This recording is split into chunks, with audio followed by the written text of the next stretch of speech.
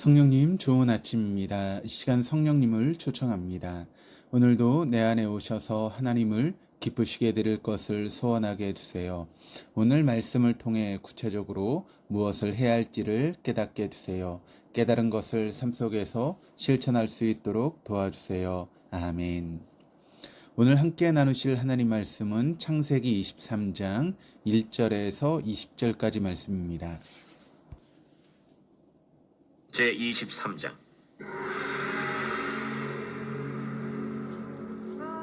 사라가 127세를 살았으니 이것이 곧 사라가 누린 햇수라. 사라가 가나안 땅 헤브론 곧 기럇 아르바에서 죽음에 아브라함이 들어가서 사라를 위하여 슬퍼하며 애통하다가 그 시신 앞에서 일어나 나가서 헷 족속에게 말하여 이르되, 나는 당신들 중에 나그네여 거류하는 자이니 당신들 중에서 내게 매장할 소유지를 주어 내가 나의 죽은 자를 내 앞에서 내어다가 장사하게 하시오. 헷 족속이 아브라함에게 대답하여 이르되, 내 주여 들으소서. 당신은 우리 가운데 있는 하나님이 세우신 지도자이시니 우리 묘실 중에서 좋은 것을 택하여 당신의 죽은 자를 장사하소서. 우리 중에서 자기 묘실에 당신의 죽은 자 장사함을 금할 자가 없으리이다. 아브라함이 일어나 그 땅 주민 헷 족속을 향하여 몸을 굽히고 그들에게 말하여 이르되, 나로 나의 죽은 자를 내 앞에서 내어다가 장사하게 하는 일이 당신들의 뜻일진데 내 말을 듣고 나를 위하여 소할의 아들 에브론에게 구하여 그가 그의 판머리에 있는 그의 막벨라 굴을 내게 주도록 하되 충분한 대가를 받고 그 굴을 내게 주어 당신들 중에서 매장할 소유지가 되게 하기를 원하노라. 에브론이 헷 족속 중에 앉아있더니 그가 헷 족속 곧 성문에 들어온 모든 자가 듣는 데서 아브라함에게 대답하여 이르되, 내 주여 그리 마시고 내 말을 들으소서. 내가 그 밭을 당신에게 드리고 그 속의 굴도 내가 당신에게 드리되 내가 내 동족 앞에서 당신에게 드리오니 당신의 죽은 자를 장사하소서. 아브라함이 이에 그 땅의 백성 앞에서 몸을 굽히고 그 땅의 백성이 듣는 데서 에브론에게 말하여 이르되, 당신이 합당히 여기면 청하건대 내 말을 들으시오. 내가 그 밭값을 당신에게 주리니 당신은 내게서 받으시오. 내가 나의 죽은 자를 거기 장사하겠노라. 에브론이 아브라함에게 대답하여 이르되, 내 주여 내 말을 들으소서. 땅값은 은 400세겔이나 그것이 나와 당신 사이에 무슨 문제가 되리이까. 당신의 죽은 자를 장사하소서. 아브라함이 에브론의 말을 따라 에브론이 헷 족속이 듣는 데서 말한 대로 상인이 통용하는 은 400세겔을 달아 에브론에게 주었더니 마므레 앞 막벨라에 있는 에브론의 밭 곧 그 밭과 거기에 속한 굴과 그 밭과 그 주위에 둘린 모든 나무가 성문에 들어온 모든 헷 족속이 보는 데서 아브라함의 소유로 확정된지라. 그 후에 아브라함이 그 아내 사라를 가나안 땅 마므레 앞 막벨라 밭 굴에 장사하였더라. 마므레는 곧 헤브론이라.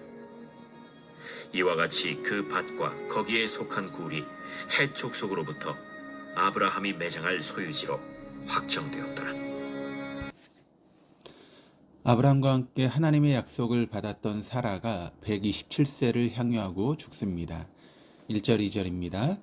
사라가 127세를 살았으니 이것이 곧 사라가 누린 햇수라. 사라가 가나안 땅 헤브론 곧 기럇 아르바에서 죽음에 아브라함이 들어가서 사라를 위하여 슬퍼하며 애통하다가.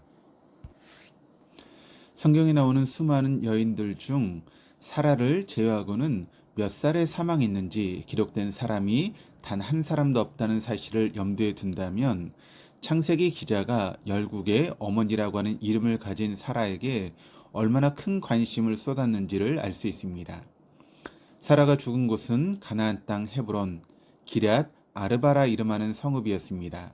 히브리어 원문을 보면 이 부분을 사라가 기럇 아르바에서 곧 가나안 땅 헤브론에서 죽었다입니다. 헤브론이 어떤 곳입니까? 일찍이 아브라함이 애굽에서 돌아온 후에 소돔을 택하여 동쪽으로 옮겨갔던 롯과 헤어지면서 터를 잡았던 곳이 헤브론이었습니다. 또 나그네로오신 하나님을 부지중에 대접하다가 이삭의 탄생 여부를 들었던 곳도 헤브론이었습니다. 헤브론은 아브라함이 하나님을 진하게 경험했던 고향과도 같은 곳이었습니다. 그러니 아브라함이 사라의 매장지를 고향에 마련하는 것이 아니라 헤브론에 마련하는 것은 어쩌면 당연한 신앙 행위입니다. 그랄에서도 살았고 또 부엘세바에서도 오랜 기간 머물렀던 아브라함이 사라가 죽을 때 헤브론에 머물렀던 것은 오히려 적극적으로 하나님의 약속을 바라보고 또 그 약속의 실현을 가시하기 위한 사전 정지 작업이었습니다. 사라의 죽음과 매장지를 확보하기 위한 아브라함의 노력이 기록된 창세기 23장이 중요한 까닭은 바로 이것 때문입니다. 사라의 죽음은 약속의 땅을 주겠다는 하나님의 약속을 구체화하는 계기가 되었습니다. 사라는 이 땅을 주겠다는 하나님의 약속이 조금이라도 이루어지는 것을 보지 못했지만 그 약속을 한 걸음 앞으로 진전시키는데 그게 기여했습니다. 살아서 이삭을 낳았고 죽어서 매장지를 구매할 수밖에 없게 만드는 역할을 했기 때문입니다. 사람은 누구나 태어나면 죽는 것이 정해진 이치입니다. 그러나 이 땅 가운데서 어떻게 하루를 살고 그 마지막 숨을 내쉬면서 어떤 죽음을 맞이할 것인지는 저마다의 선택에 달린 일입니다. 우리가 우연히 이 땅에 태어난 것이 아니라면 하나님의 귀하신 뜻을 이루기 위한 소명을 받는 하나님의 백성임을 인식한다면 우리는 살아서나 죽어서나 주님의 것임을 고백하면서 어떤 경우에도 하나님 나라를 이 땅에 실현하는 존재로 살아가야겠습니다. 3절 4절입니다. 그 시인 앞에서 일어나 나가서 헷 족속에게 말하 이르되 나는 당신들 중에 나그네요 거류하는 자이니 당신들 중에서 내게 매장할 소유지를 주어 내가 나의 죽은 자를 내 앞에서 내어다가 장사하게 하시오. 아브라함이 자신을 소개하는 말은 나그네요 거류하는 자입니다. 쉽게 풀면 외국인이고 일시적인 체류자라고 하는 뜻입니다. 거주지는 일정하지만 개인 소유의 땅은 없는 사람이라고 하는 그런 뜻입니다. 그러니까 스스로를 낮춰 겸양의 표현을 하고 있지만 실제로 아브라함은 그 말 그대로 땅 한 평 가지지 못한 그런 상황 가운데 있었습니다. 6절은 매장지를 팔라는 아브라함의 요청에 대한 헷 족속의 전체의 답입니다. 6절입니다. 내 주여 들으소서 당신은 우리 가운데 있는 하나님이 세우신 지도자이시니 우리 묘실 중에서 좋은 것을 택하여 당신의 죽은 자를 장사하소서. 우리 중에서 자기 묘실에 당신의 죽은 자 장사함을 금할 자가 없으리이다. 헷 족속이 아브라함을 내 주라고 부릅니다. 상대를 높여 예의를 갖추어 표현할 때 이 표현을 쓰기도 했지만 대체로 유력자나 왕을 지칭할 때 사용했던 호칭이었습니다. 헷 족속이 이 호칭을 아브라함에게 사용했던 것만 보아도 이어지는 말대로 하나님이 세우신 지도자로 인정받는 것만 보아도 아브라함이 헤브론 지역에 살면서 그들에게 끼쳤던 영향력이 꽤 컸다라고 하는 것을 짐작할 수 있습니다.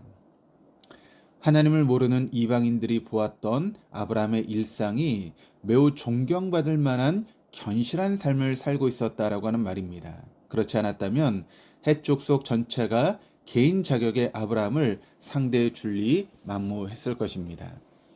헷 족속은 아브라함에게 자신들이 가진 묘실 중에서 좋은 것을 골라 사라를 장사라고 권합니다. 말이 미묘하게 바뀌었습니다.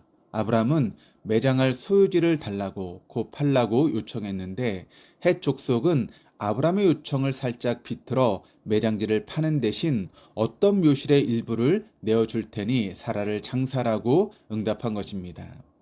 아브라함 포기하지 않고 보다 구체적으로 자신의 요구 조건을 제시합니다. 7절에서 9절입니다.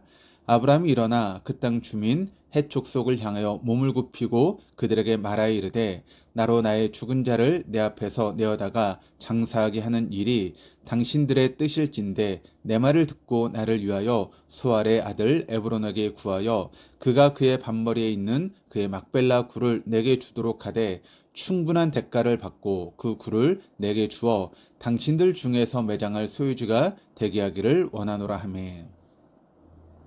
아브라함이 헷 족속을 향해 몸을 굽히고 말하기 시작합니다.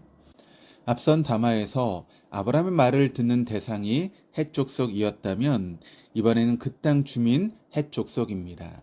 이는 헤브론에 살고 있는 헷 족속 가운데서도 유력한 사람들, 곧 토지를 소유하여 그 지역의 정치적인 결정을 유연하게 내릴 수 있는 사람들로 보입니다. 이들에게 다가가 소알의 아들 에브론에게 구하여 그 밭 머리에 있는 막벨라 굴을 충분한 대가를 주고 사겠다라고 말합니다. 10절에서 11절입니다. 에브론이 헷 족속 중에 앉아 있더니 그가 헷 족속 곧 성문에 들어온 모든 자가 듣는 데서 아브라함에게 대답하여 이르되 내 주여 그리 마시고 내 말을 들으소서. 내가 그 밭을 당신에게 드리고 그 속에 굴도 내가 당신에게 드리되 내가 내 동족 앞에서 당신에게 드리오니 당신의 죽은 자를 장사하소서. 에브론은 헷 족속의 지도자들의 중재를 기다리지 않고 직접 나서서 답변하기 시작합니다.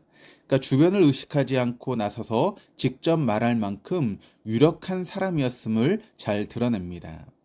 에브론이 밭과 굴을 드린다는 표현이 존경의 의미를 담아 선물로 주려는 것인지 아니면 팔려는 의지를 보여주는 것인지 알 수 없지만 은 400세겔이라고 하는 구체적인 액수를 에브론이 뒤에 먼저 선하는 것으로 팔기 위한 제스처였다라고 하는 것을 짐작해 볼 수 있습니다.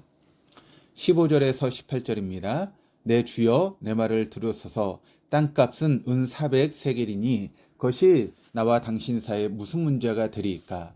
당신의 죽은 자를 장사하소서. 아브라함이 에브론의 말을 따라 에브론이 헷 족속이 듣는 데서 말한 대로 상인이 통용하는 은 400세겔을 달아 에브론에게 주었더니 마므레 앞 막벨라에 있는 에브론의 밭, 곧 그 밭과 거기에 속한 굴과 그 밭과 그 주위에 둘린 모든 나무가 성문에 들어온 모든 헷 족속이 보는 데서 아브라함의 소유로 확정된지라. 은 400세겔이 정확하게 얼마인지 알 수 없지만 성경에 기록된 토지 매매 기록과 비교해 보아도 상당히 비싼 값을 치르고 매입한 것으로 보입니다. 다윗이 무려 성전을 짓기 위해서 아라우나의 타작마당을 50세겔에 매입한 기록이 있고 예레미야도 예루살렘 밖 한 필지의 땅을 17세겔에 매입했습니다. 예레미야 때는 바벨론이 예루살렘을 포위했던 상황이라 평소 거래가보다 터무니없이 낮은 금액으로 거래되었겠지만 사라의 죽음으로 매장지가 꼭 필요하기도 했고 또 나그네 거류민에 불과했던 아브라함은 터무니없이 비싼 값을 치르더라도 매장지를 사야 했던 것입니다. 마지막 19절 20절입니다. 그 후에 아브라함이 그의 아내 사라를 가나안 땅 마므레 앞 막벨라 밭 굴에 장사되었더라. 마므레는 곧 헤브론이라. 이와 같이 그 밭과 거기에 속한 굴이 헷 족속으로부터 아브라함이 매장할 소유주로 확정되었더라. 비싼 값을 치르더라도 꼭 사야 될 것이 있습니다. 내 소유를 많게 하기 위함이 아니라 하나님의 약속이 성취되는 것을 소망하며 끝까지 가지고 가야 될 것들이 있다는 것입니다. 아브라함에게는 막벨라 굴이 그러했고 또 마태복음 13장의 진주 장사에게는 무엇과도 바꿀 수 없는 값진 진주가 그러했습니다. 이처럼 하나님과 하나님의 약속이 무척이나 소중한 신앙인은 어떤 희생과 손해를 감수하더라도 약속이 이루어지기를 소망하며 자신이 할 수 있는 한 최선의 삶을 경주하기 마련입니다. 눈을 들어 시선을 하나님께 고정하는 사람, 자신을 도우시는 신실하신 하나님의 은혜를 갈망하는 사람이어야 이런 삶을 살아갈 수 있습니다. 이런 마음 없이 그저 이 땅에서의 안위만을 위해서 내 소유의 많음을 위해 살아간다면 스스로의 신앙을 되돌아봐야 할 것입니다. 우리 주님께서도 자기 십자가를 지고 나를 따르지 않는 자는 내게 합당하지 않다라고 말씀하신 바 있습니다. 오늘 나에게 막벨라 굴은 과연 무엇입니까? 하나님의 나라를 위해 새롭게 마련해야 될 땅과 결별해야 될 조상의 땅은 어디입니까? 또 죽음 앞에서 우리가 후손들 앞에서 보여줄 수 있는 소망의 메시지는 무엇이겠습니까? 아브라함이 막벨라 굴을 사는 오늘의 본문을 깊이 묵상하시며 하나님의 뜻에 더욱더 가까워지시는 복된 하루를 보낼 수 있기를 주님의 이름으로 축복합니다. 기도하시겠습니다. 하나님 아버지, 살아서나 죽어서나 우리 주님의 것임을 기억하며 우리의 하루하루를 통해 하나님 나라를 대망하고 실현해 나가기를 원합니다. 하나의 매장지를 구하며 하나님의 약속이 이루어질 것을 믿음으로 바라보고 그 첫걸음으로 막벨라 굴을 구입했던 아브라함의 노정을 보면서 우리도 우리가 걸어가야 될 믿음의 길을 흔들리지 않고 걸어가도록 힘을 주시옵소서. 나로부터 시작될 하나님의 뜻과 계획의 성취를 위해 온전한 하나님의 도구로 살아가는 오늘이 되게 주옵소서. 세상 가운데서도 하나님의 이름을 드높이는 존재로 살게 주시옵소서. 감사드리며 예수 그리스도 이름으로 기도드립니다. 아멘.